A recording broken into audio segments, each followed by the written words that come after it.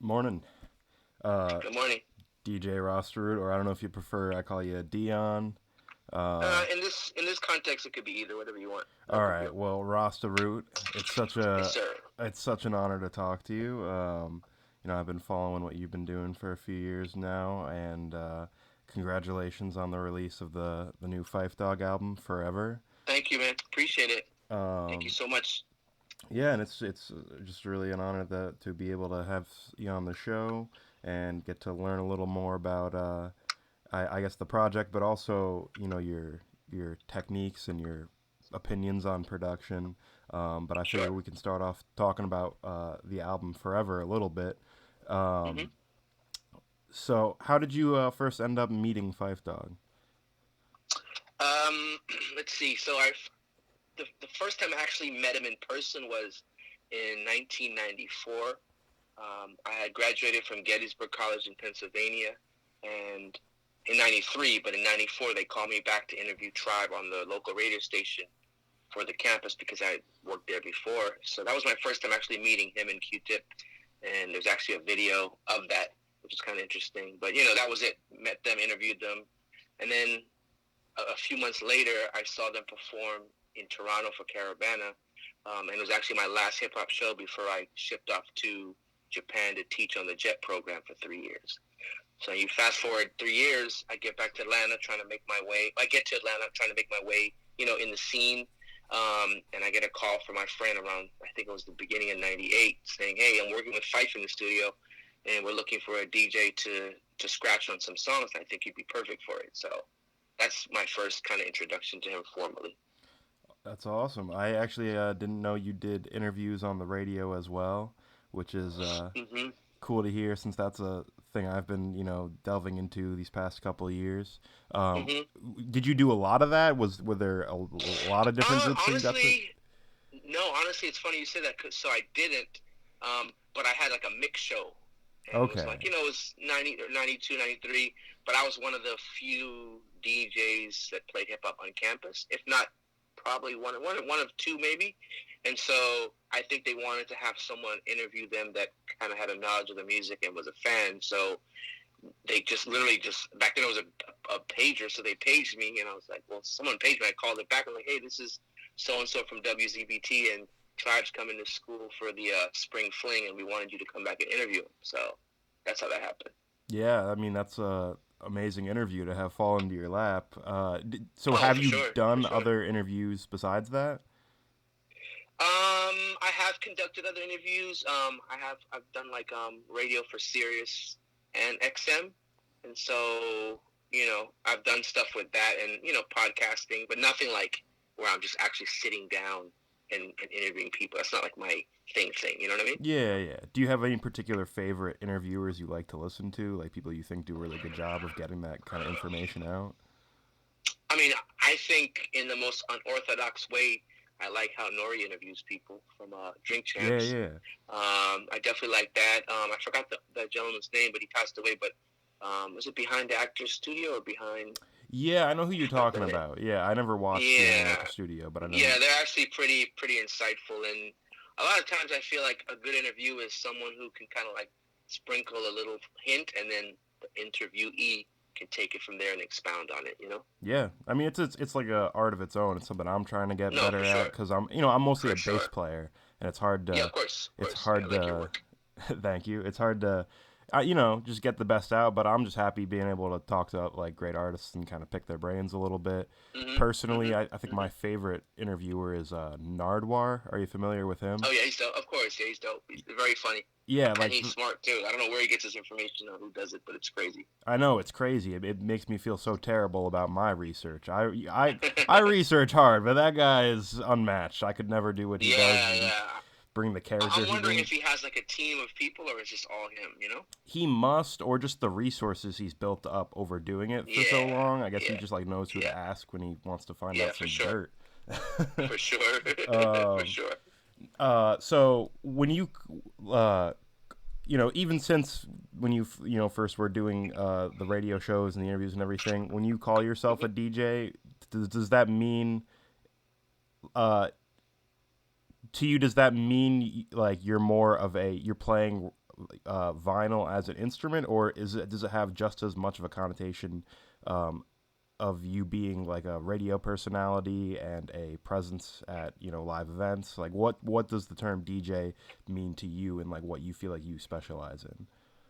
Oh no, definitely no. I when I say the word DJ and I've DJed, it's literally taking two pieces of music and blending them seamlessly via the BPM analyzation that you do in your head, and kind of like listening and kind of matching things up and being able to like blend from like 87 BPMs, and in the next 45 minutes you're already at 122 seamlessly. Yeah.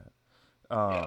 Yeah, I just hear the term used in so many different ways. Mhm. Obviously, it's like one of the main four pillars of hip hop culture and this whole Sure. intricate history of music. Mhm. But it's much better to get that kind of definition from someone who's actually doing it, not someone who thinks they have an opinion about it. Because it seems like a lot No, of definitely, people man.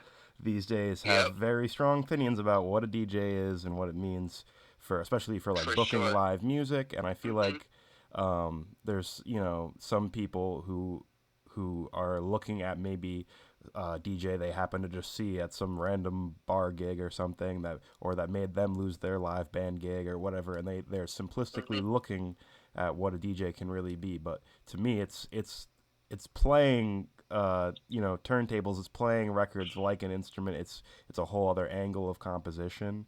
Do you Mhm. Is there anything you think you could tell to like people who aren't super familiar with hip hop, or just the art of DJing and the art of turntablism, to help them kind of understand what makes that its own instrument and its own like angle of music?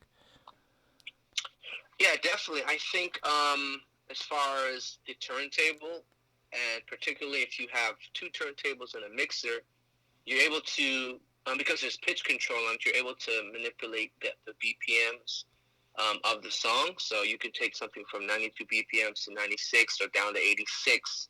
And then if you're using like simple arithmetic, which is what I do with bar counts and measure counts when I'm mixing, Yeah, you're able to kind of like literally like take an acapella and then take an instrumental and make a song out of the two that never existed before. yeah, It's a variation of two different songs, and that's what makes it definitely an instrument. And obviously, if you go a little further, you can go into beat juggling and scratching, and there's very high level scratch guys that can just do, and females, of course, that can do amazing things with sound and warp and bend sound and time, and it's pretty incredible. Even for me as a experienced DJ, there's things that they're doing that I can't even imagine doing. yeah. I feel like you can compare it to any kind of music. I mean, you think of like a virtuoso playing like a concerto or something, and when you see physically what some Absolutely. DJs can do, it's stuff that takes years and the same kind of Oh, for sure. discipline, training, and physical like regiment, and then like For sure. compositionally what people can do and taking samples and taking break beats and putting together things to make new songs. It's just as Hmm. compositionally dense as a lot of other stuff that's you know Absolutely. been a part Yep. of music history. So No, for sure. but it's cool to hear from a DJ's perspective, because I've interviewed rappers, I've talked to rappers, and it's Hmm. again it's its own angle to talk about it in this way. And you've also Yep. gotten to talk to like a lot of incredibly important producers and DJs, and gotten to you know I don't know. I feel like you're just surrounded by other sources of great information. Like, is there anything in particular that you learned about DJing and production, getting to work with Ali Shaheed Muhammad? Um, not so much on the DJ side of things with him. Definitely on the sound production, and he does a lot of like TV scoring and writing music for TV shows. And oddly enough, my last time in LA, which was probably maybe a month ago, I got a chance to hang out with him for a second at his studio in LA, where he's working on a couple TV shows, and I literally got to ask him like 1,000 questions about creating music for TV, and he showed me like the sound beds and the cues and all the terminology and how do you set the mood and how you go back and forth with the showrunner and difference of opinion, everything that goes into us pressing play on Netflix and watching a show and not even thinking that it's taken hours and hours for this person to create this slight sound in the background. to help kind of keep you in the vibe of whatever's going on in the scene. Yeah, I mean, breaking off 3 or 4 minutes of music seems daunting, let alone Yeah, let alone a whole TV it seemed production. like a lot of work. Yeah, it seemed like a lot of like a lot. It seemed like a lot of work. When I saw it, I was like, wow, this is crazy. Like you never think that this goes into that, you know? Yeah.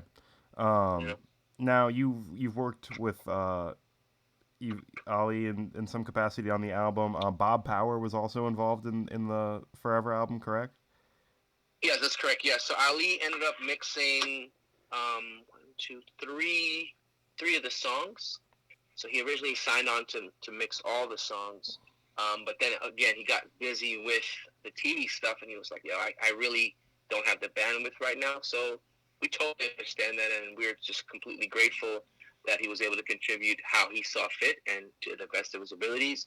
Um, and then one of our original plans was bringing on Bob Power to mix it. So I already had a relationship with him because I had met him with Phife back in the early 2000s or early 2000s, and then I happened to go to the Red Bull Music Academy in Rome, Italy in 2004, and he was one of the lecturers there. So connected with him again there, and so we've been in touch kind of off and on ever since. Yeah. Ever since then. So when we asked him, and he said, of course, I'd love to be a part of it, and it ended up happening. So he did let's see, nine nine mixes and mastering, and then another producer named Kay who did one of the tracks ended up mixing one of the tracks with Dilla and Little Brother. Yeah. Um, Yeah. so, in all the time you've known Bob Power, is there any like bits of like mixing and mastering info that you've been able to get off of him that's helped you with your work? Yeah, it's a lot for sure. Like, I mean, so I teach hip hop composition at Emory. So he's been a guest in my class via Zoom during the pandemic, which was really cool. And through the process of mixing the album, I've learned a lot of things about Pro Tools I didn't know, a lot of things about sound, just a lot that was just happening inherently in our communications daily for a period of 3 months. We were almost talking every day for 3 months Yeah. in some way, whether it's on the phone or on text. But one of the biggest pieces of advice that he gave me was, I think in Italy on a one-on-one on one of the breaks, he said, trust your ears. That's what he told me. He said, no matter what you see on the screen or anybody's telling you, trust your ears. And I've kind of carried that from 2004 till now. Yeah, I've started in Pro Tools, and I feel like Mm-hmm. there is a big element of getting caught up in the technology and Mm-hmm. not just listening. So that is very cool advice from a sage of a producer. Absolutely. I No, mean, for sure, for sure. I can't imagine who would maybe pull them like have the most weight in a project like as star-studded as this for you. But is there anyone Mm. in the who you got to work with on the project that you feel like helped you pull the most weight, like was really like all in and working with you pretty steadily throughout? Um, beyond Bob Power. Yeah, like who did he pull the most weight in your opinion, just like helping you with the project, or who else I do mean, you feel like he was really he all? was the most. Yeah, I was the most involved with him on a continuous basis, molding the sound of the project. Okay. Definitely beyond him, it would be V Rich, who's featured all over the album, and it's one of Fife's old collaborators. And he's worked on stuff with me, and he's a trained musician, which I'm not. He owns a music school in DC, and so he was very instrumental in bringing a lot of the sound and the lush strings and the musicality to the project was definitely a huge part because of his involvement. Yeah. Now, was there with all the people you got to work with? I mean, I'm sure you're working with some high-end workaholics, people who are just have their hands in so many different things. Is it like Mm-hmm. out of the people you get to work with, is there anyone who like scares you with their productivity the most? Scary movement. That's a good question. I mean, I won't say it was scary, but to see Little Brother, Wofante Pooh, Darian, and Paz put the song together the way they did to Live Forever, just the structure of the verses and how intricate it is and how well thought out it is. That was a little scary to me because I thought it would just been like 16 here, 16 here, 8 here, da da da da. Now they kind of went a little deeper and really kind of dug into like a different song structure, which is very much I expected that from a De La member. You know what I mean? Yeah. But it was kind of cool to see them get together and do that. Where when I heard the song, I was like, wow, this took a lot of thought. This wasn't just like, oh, let's just do this song for Phife. You spit 16, I'll spit 16, and then we'll get a singing hook. They actually thought it out on a more like methodical, like super like rap nerd intricate level. You know? Yeah, no, I think throughout the album there's a lot of great examples of that. I mean, that's a beautiful track. The Mm-hmm. one thing I was remembering like a similar thought about how everyone's kind of like on the same page is in Nutshell, how Mm-hmm. the way they structure the Yeah, yeah, rhyme yeah. schemes. What's it called when the rhyme scheme is the it's focusing on the first part of the word? I can't remember. I know what you're talking about. I But don't remember the name. but But yeah, that, they yeah. build off of Fife's verse so well using Yep. like similar motifs Mm-hmm. and like there's usually like a unified like concept throughout the verses and with the features on the album, Yep. and just Well, it's everything sounds so like cohesive sonically with all the beats and it's mm-hmm. Mm-hmm. I think Nutshell is probably my favorite track, but Forever is up there too. I love Nice. the sample uh, the sample chorus on it with Oh yeah, yeah, yeah, yeah. The the scratches. ODB Yeah, sample and the yeah, yeah. Outcast sample. Okay. It's Um, funny when Fife was recording the song and we had the beat, we had the concept. Um, I thought about rap songs that said forever, and I was like, well, wow, definitely ODB, even though it was a chaotic sound in song as far as Triumph. yeah, It was very loud, you know, so I had to cut a lot of frequencies out. And then, of course, I had not really heard anybody use the Outcast one, so I was like, man, we should use this, right? And yeah, so I actually sent him a video of me just kind of piecing the hook together. Very sloppy. It was sloppy as far as like wasn't as precise, but to give him an idea of what the chorus was like, could be like. You know, once he finishes verses, we could do this in the chorus. And one of his friends told me that he watched the video for like an hour, just over and over. And I think that kind of gave him more like excitement and drive in creating the song. You know what I mean? yeah, And so I actually recorded the scratches after his passing. It took me a while to kind of be in a space to do it, but I finally said, you know what, I got to get this done. Let me go and do this, and to complete this part of the song, and sat down in my studio and just kind of like ironed out how I wanted it to sequence as far as the sound and the variations in the scratches, and then that's how that came about. yeah. I'm a huge fan of that kind of chorus. You know, people like DJ Premier do lots of Mm-hmm. cool sample things like Come that, on, man! or I think of Absolutely. the Beatnuts Straight Jacket. I Mm-hmm. love that Old Yep. Dirty Bastard sample that's on there.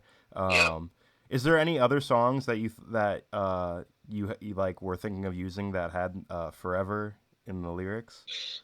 No, it was just those two. Okay. Honestly, those that song came together very organically.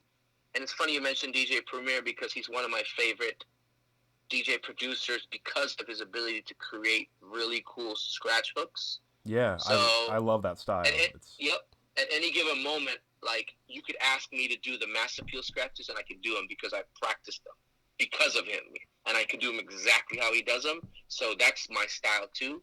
Um, and so when it came to doing Fife's work, I always felt like anything I did with him musically, as far as hip hop, in honor of DJing, in honor of the culture, I would make sure that there was a scratch hook in every song. So any song that I produced, so Forever, Dear Dilla, I think those are the two on the album. Okay, in the Nutshell, they're all and Nutshell Part One, they all have scratches in it because of that, because of the premieres and the Pete Rocks, and yeah, paying homage to them. You know. yeah.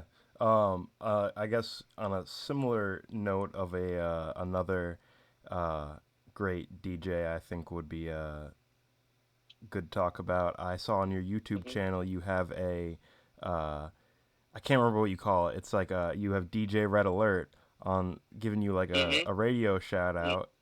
And he was Oh also yeah, in yeah, the Tribe Called Quest documentary, and he's yeah, really yeah. affiliated with all that crew. Is he someone who Yep. also had a big influence on you early on and Not was able to not teach you as things? much, only because not as much, only because I didn't grow up in this country.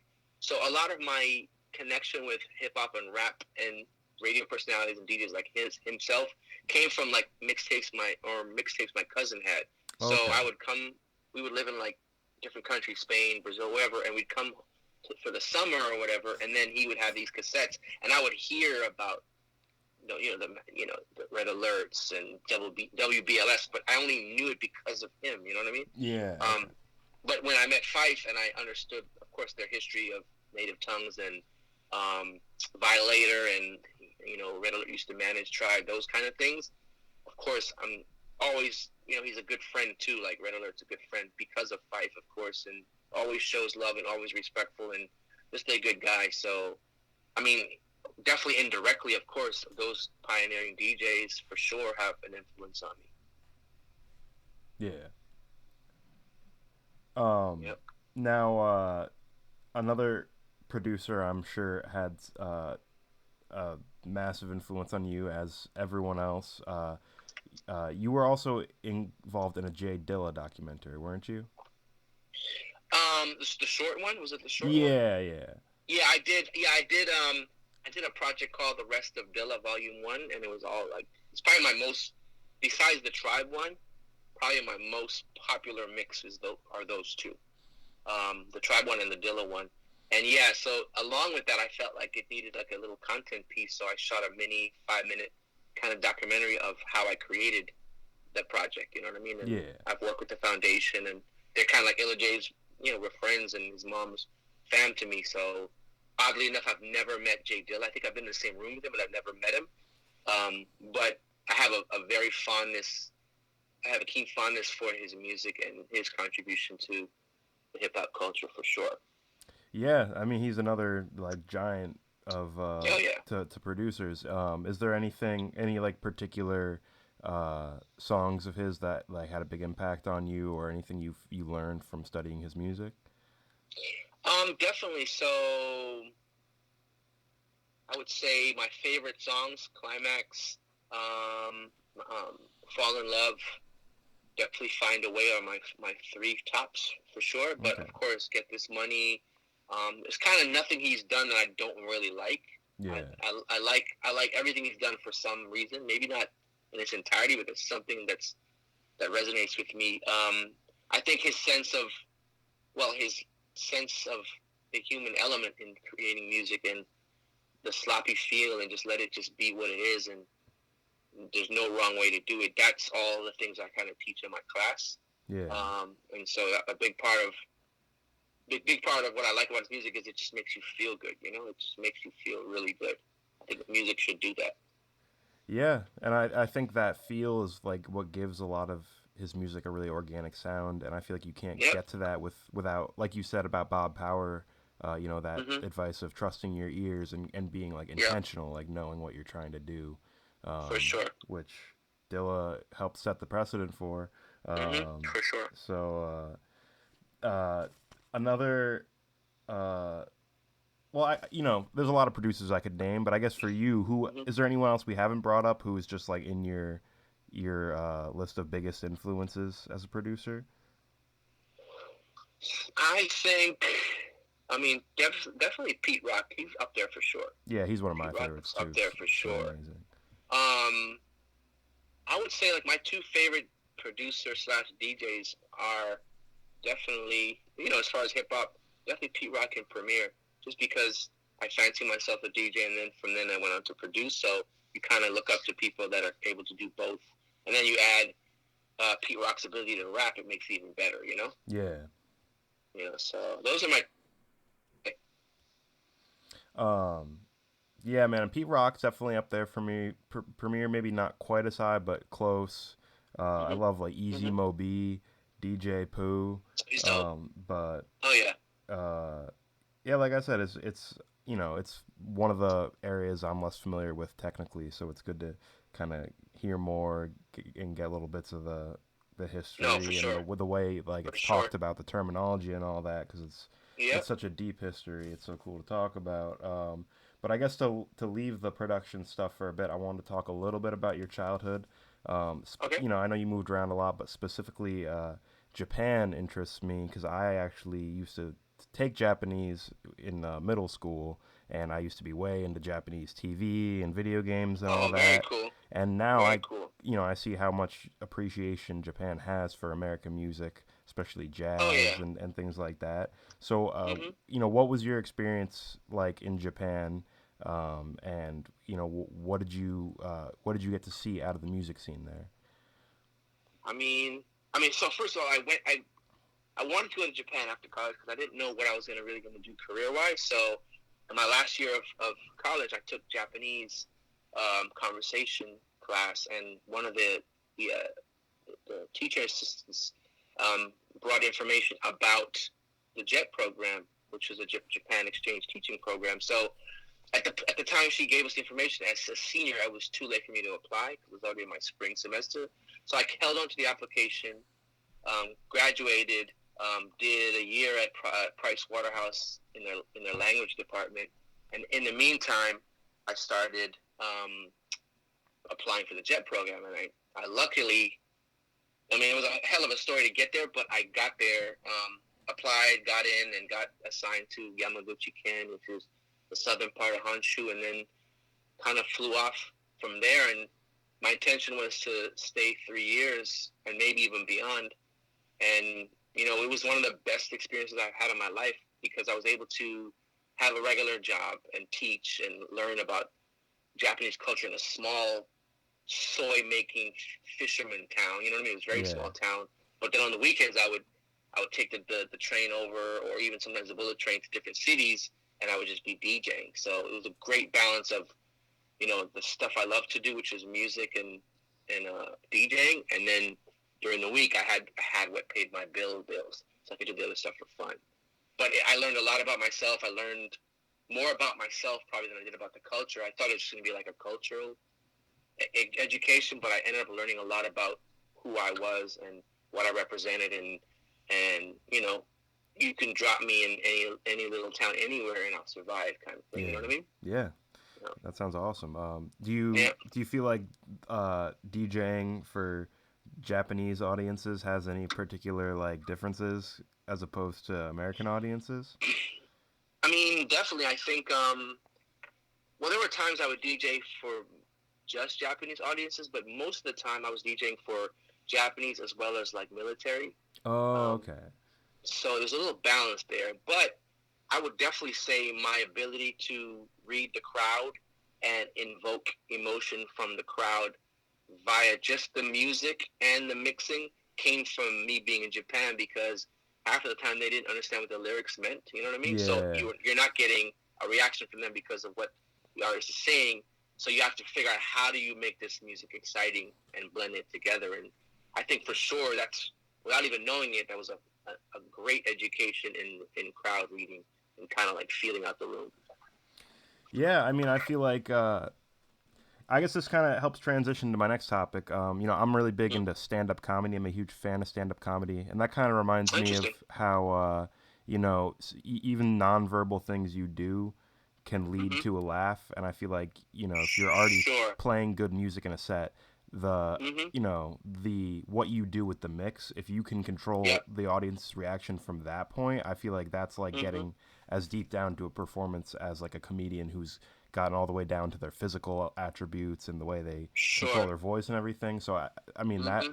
that level of understanding. I would hope that people who don't really get DJing hear that and realize like this is as much of a science as like whatever other instrument someone decides to play. I mean, Yeah. it sounds Yeah. Yeah. extremely hard. Um, Yeah. For sure. but on the topic of comedy, I have a lot of comedians on the show, but I mostly have musicians, and I love to ask them, what kind of comedy they're into, and Mm-hmm. what like influenced them. I mean, do you watch a lot of stand up? Is that a big thing in your life? I won't say it's a big thing where I'm heavy into it, but I've seen a lot of stand up in my life for sure, and particularly the older, more like classic comedians. Obviously, the Richard Pryors, Eddie Murphys, all the Yeah, old school ones. I enjoy that comedy. I'm not too crazy about super physical comedy, if that makes any yeah, sense. yeah, But I like wittiness. I like thought provoking comedy and just stuff that just gives you a chuckle. It doesn't have to be an all out laugh, but a good chuckle is always good too. You know. yeah. Is there any music that you're into that's like specifically comedic? I can't say there is, to be honest with you. Are you into anything? That's Well, not see, that's never been a big thing for me. Like generally, I like more mm, serious music, but I'm a really big Frank Zappa fan. okay. And there's a lot of comedy in his music. Redman, I would say, I love Oh like yeah, for even sure, when for he's sure. being silly, I see what you're saying. I I see can what you're still saying. appreciate that I see that what you. I hear what I'll say. I'll say that yes. I mean, that's a great example. Redman's a great example, and only because I can see if someone was comedic but they weren't lyrically talented or like a killer, if you will, at yeah rapping. Redman's a killer. You know yeah what I mean? Like he's not getting on a song and gonna get outshined by anybody. He's gonna do his best to shine. So that's a great example. Definitely Redman.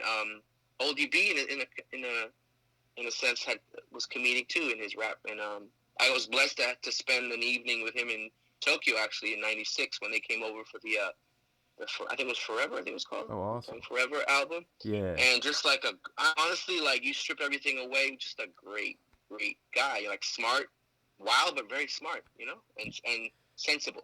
yeah. Well, I feel like those like You know? weird sense of humors that people are able to inject into either stand up comedy or a Mhm. character within hip hop. I mean, I feel like part of that is confidence and committing to style. I mean, Mhm. when Redman's silly, it doesn't detract from his hardest stuff because he does it so confidently. Like, what's the name of that Yeah. one track on his first album where he's like, Redman. yeah, he's like, this is just so you know, I do what I want, and then like the beat completely changes, and he's like, "What's up, dog? What's up, dog?"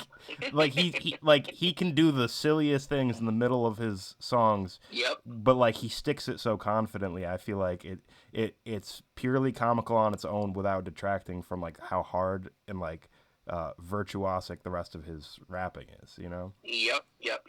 No, that's totally a great. He's a great example of that, and also again, the funniest guy, nicest guy, one of my favorite rappers. Yeah. You know. Um, Do you feel like Phife Dawg had like a strong sense of like comedic influence from anywhere in particular? Um, I think it didn't come out so much on his songs. I think his wittiness ended up being funny when you heard some of his lines. Like, wow, that was witty. That was really witty. You know what I mean? And it makes you laugh. Like, how do you come up with that? The couch reference. Yeah, That's crazy. Like, all that's just crazy.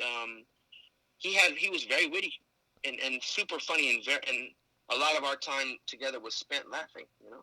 yeah. I always felt like I got like a sense of that he was maybe a little influenced by like um I don't know if it was like voice actors or like cartoons or Mm, something. Like I feel like I got this like appreciation for like in a similar way to Redman, where he was like not afraid to say something like that was like clearly a joke in the line, but I feel like I heard him say something in an interview somewhere. I can't remember what I'm picturing, but it makes me think of how Dave Chappelle says he's like very influenced by Bugs Bunny's delivery and things like that. I yep. feel like there's just this like really unique character he has of his voice, like almost Mhm. like a voice Mhm. actor would, and Yep. Yep. I guess I couldn't quite place where it was from, Yeah. um, That's crazy. um, but yeah, I mean, comedy I think is a cool thing to compare to hip hop because I feel like comedians have to have a character and hip hop actors have to have their own uh, character they kind of carve out for themselves. Sure. Do you listen to like in like the jazz realm? Do you listen to a lot of like Thelonious Monk? I have in my time I have, but I'm not a crazy like aficionado, but I'm very familiar, of course. That whole my cousin owns a jazz club in Toronto, so every time I go there, I'm there. You know what I mean? Oh, So awesome. Um, yeah. well, yeah, Thelonious Monk's like touch and like the decisions he makes on piano reminds me a lot of like a rapper like Old Dirty Bastard because like you were saying like he has that like sense of humor and he's like willing to do things in the song that evoke more character than they do like technicality. Mhm. Yeah, so I don't know. Like that's just one like parallel I think of when you were talking about Old Dirty Bastard. Um, but Yeah. Anyways, I do have to wrap up soon. I, have Sure. a few more notes here I wanted to touch on Hmm. about your work. You're based out of Atlanta, correct? Yes, I am. Yep. Um, could you tell me a little bit about like the state of the Atlanta music scene right now? I mean, I'm sure a lot of listeners know a lot of big artists who have come out. Hmm. Obviously Outkast and Goody Mob, but like, what's going on there now that's really got you excited? I mean, it's funny you say that. Like just last week, and I've known him for a while, but Ray Murray, who's one of the three members of Organized Noise.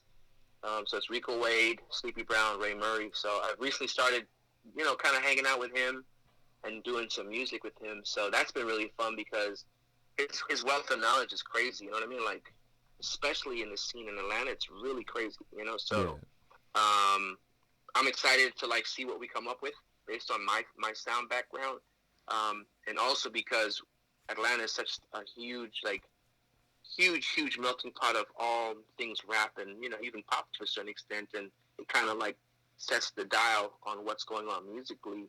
It's kind of a cool place to be, but obviously I don't make a lot of the stuff that's coming on the radio or whatever. But I think the sensibilities and like just taking the feel of like someone who's worked with Outkast and Goody Mob and putting it to my music and the musicality that he brings to the table is very exciting to me.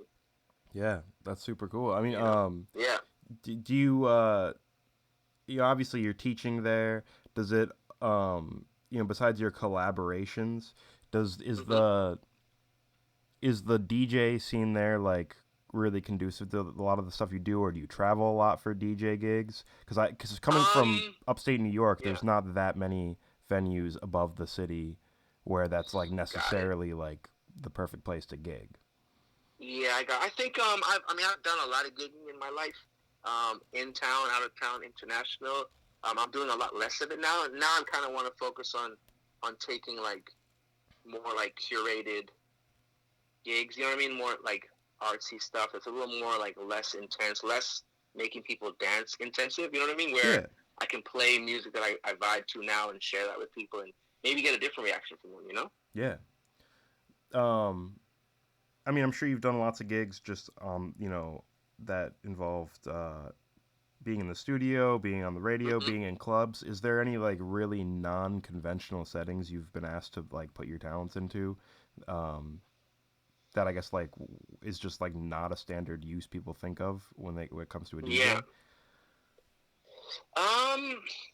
I mean, honestly, I've always believed in like doing things just outside of what you typically are known to do. So I'm always up for like expanding my horizons and and following my interests. So for example, I did the Vans Tribe deal. That was kind of like my brainchild, Oh, and it okay, was one of yeah, I my saw that. first. Yeah, Yeah, that was one of my first kind of forays into like that world, and it's very scary because I didn't know what I was really doing, but I try to like apply what I learned in music and business and all those things to this project, and it worked out pretty well. They sold like 50,000 pairs of shoes, which is kind of crazy, like the and damn. had a national yeah, it was pretty crazy, Yeah, a national campaign, and so for me that was like wow, I'm able to do that. Not only just do it, it's like I took a force like Tribe and a force like Vans and put them together and then made kind of like some magic. yeah, no, that's crazy. I mean, Yeah, yeah. fashion designer Rasta Root is more I know, like it. right? Yeah, who would have thought, right? Yeah, that's a pretty huge accolade in For fashion. sure. It was super cool. I thought about getting those at one point, but my shoe game wasn't.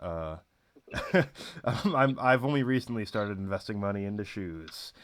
I'm honestly, As I'm not even a sneakerhead. Like that's what's funny about it. Like, yeah, I had all this stuff and all the samples and all the stuff that people are like, oh my god, I can't believe you're doing this or whatever. And like to me, I'm like, it's just more of like the business side of it. But it was cool. It was very cool. I will say that's very very cool. yeah. If you now if you weren't doing that, or if you weren't doing music as your main gig, is there like another art form that you feel like you'd really love to put a lot of time into? I would think the art form for me would be, I mean, because I think it is an art form too. Is something in languages. My Oh, original trajectory was languages, and I speak Spanish and Portuguese and conversational Japanese. I would probably do something cool in that world. I don't know what, but I think that'd be probably where I'd be best suited. yeah. Yeah, I mean that makes a lot of sense considering music in itself is a language, and kind of like you were saying before about like conveying things to like a foreign Mm-hmm. crowd, with Sure. just the music and not the actual words. I mean, I feel like there's a Absolutely. lot there when it comes to, I guess, learning just how to communicate with people. Uh, No, for sure. For sure. it's a lot like jazz. I mean, honestly, like hip hop and DJing, it all Mm-hmm. kind of falls together in that same Yeah, kind of yeah. thing. Yeah, Um, yeah. well, again, it's really an honor getting to talk to an artist of your caliber. It's really cool watching the things you're doing right now. Thanks, man. I appreciate your videos too. It's a lot of fun Yeah, no, watching I what you're mean, doing. Like you're really into it. yeah, when you guys dropped that French Kiss uh, Yep. Mm-hmm. single, when I did a bass cover of that, those actually that no, volume two that isn't on the album might be my favorite. Uh, like So the second one favorite. with just you're talking about the one with just Illa J and Fife? Yeah, yeah, that one I think Got it. might be something about the mix was a little different. I like that just a little bit more than three. Very But as interesting. far as the Very tracks on the interesting. album, I think Nutshell and Forever are my two favorites. Yeah, for me it's I go back and forth, but for me it would be definitely Forever. I love Forever, and I love Residual Curiosities. I Yeah, do love yeah, that one a lot. I love that one a lot. And I will say, to answer one of your questions from before, the artist that scared me, and it wasn't scare me, it's just that she just knows what she's doing, is Angela Wimbush. Like, she, to get that song done was like a lot of work and a lot of like, I consider her my industry mom, just like Fife did. yeah, So it was like my mom talking to me. So whatever she said that was like her scolding me, it was just that. It was because she wanted me to be better. You know what I mean? yeah. And Um, so that was kind of cool. But she was definitely intense, and she knows what she's doing. yeah. I mean, I can tell that the Round Irving High School track was beautiful, and Yeah. the okay. And one other song I'd say my third favorite was probably Dear Dilla. Again, Mm. J Dilla, another like guy gone too soon. It's such a like cool legendary album, and I'm glad I got to pick your brain a little bit on it. No, for sure, man. I really appreciate these questions. A lot of fun. Um, but anytime you got some more stuff to promote, you're always Hmm. welcome back on the show. I'll leave some room for the rest of the show to play some of the tunes. But Hmm. thank you again. It was great meeting you, and hopefully I'll talk to you again soon. For sure, man. Thank you. Great interview. Take care. Yeah, you too. Later. Bye bye.